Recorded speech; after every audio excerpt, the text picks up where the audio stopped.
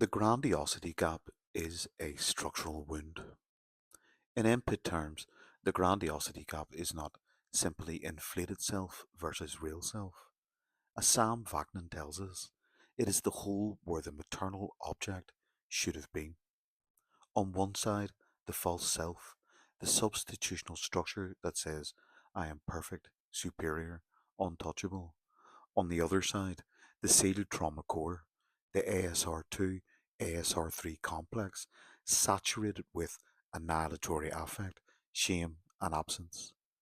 Between them sits the gap, bottomless, unregulated, without language, kept at bay only by constant external regulation, narcissistic supply.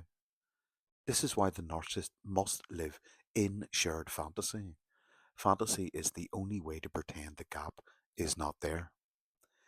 How the gap is managed.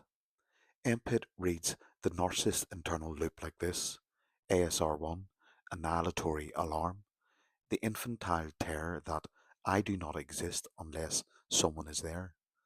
ASR2, fantasy self, inflation, the reflex to escape ASR1 by leaping into omnipotence, specialness, uniqueness. ASR3, collapse, the reflexive fall when reality punctures the inflation and the gap shows through. The narcissist is oscillating between ASR1, 2, and 3 all the time. The grandiosity gap is the symbolic name for that oscillation, the distance between the ASR2 fantasy self and the ASR3 collapsing self.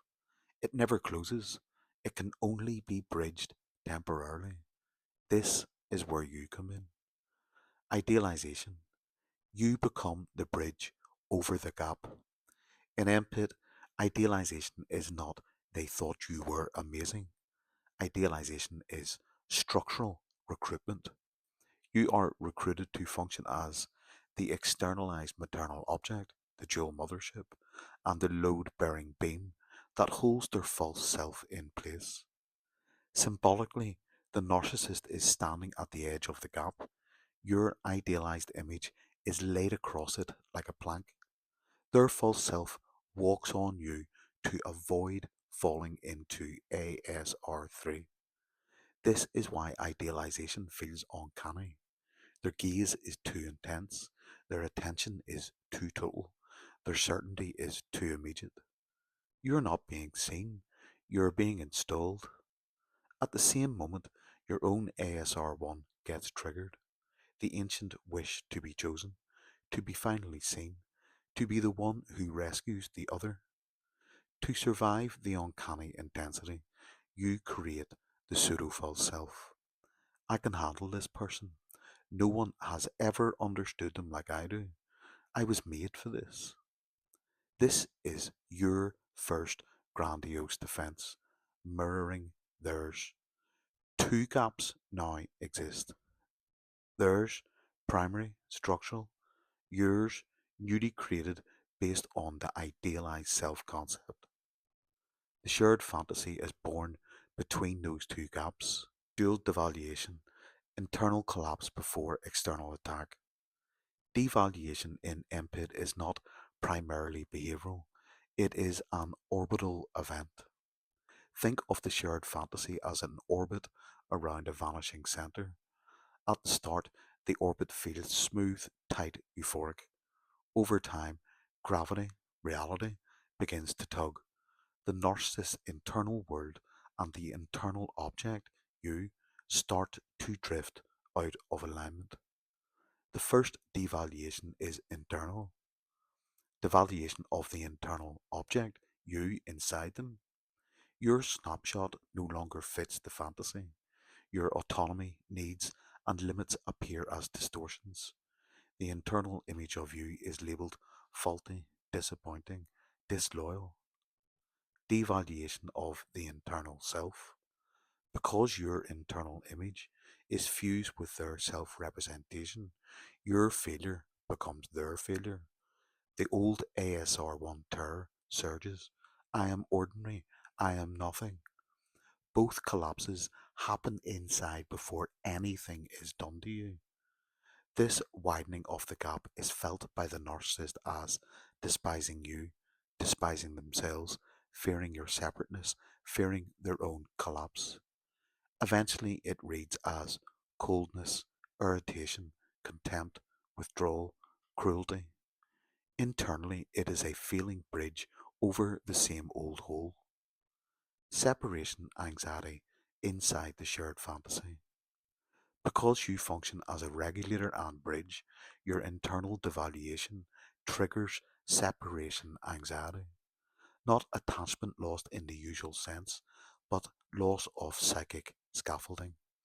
Internally, the narcissist experiences you are abandoning me, you stop mirroring me perfectly, I am falling apart, ASR3 surging. ASR1 and ASR3 now fire together. ASR1, I will cease to exist if this bridge fails. ASR3, the bridge is failing. This is why devaluation has that paranoid edge. You are accused of thoughts you've never had, motives you don't hold, betrayals you never committed. They are reading you through the grandiosity gap, and any sign of your separateness equals structural threat.